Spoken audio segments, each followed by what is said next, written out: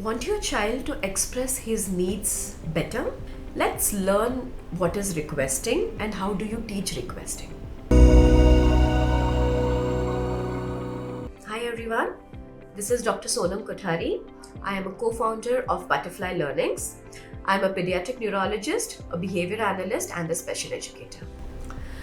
Requesting is one of the basic and the most important skill everyone needs to understand and needs to know.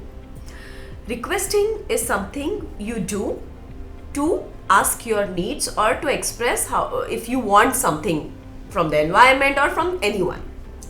Now, there are different forms of requesting. One is a non-verbal way of requesting, second is a verbal way of requesting.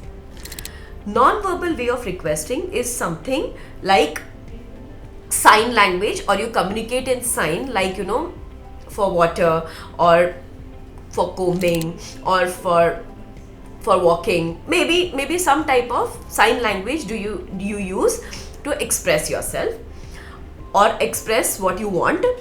Or it can be something that is picture communication. That means you give a picture to a person and that person gives you the thing of that. So for example, you would have seen, we take photos of a dress or some pattern of a dress and you show to a shopkeeper and say that I want this type of a dress. So that means you are showing something and he is giving something. Again, it's a request. Just that it's a non-verbal form of request.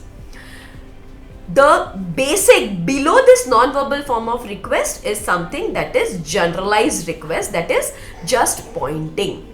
Means pointing to a chocolate, pointing to a milk bottle, or pointing to snacks, or pointing to toy, and you give that thing to the child.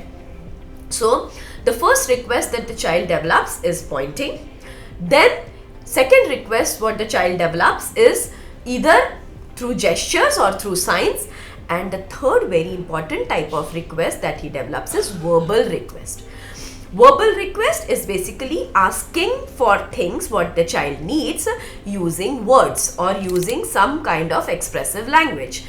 That is verbal language. That is like, for example, milk, chocolate, walking, park, come, let's go. All these are requests.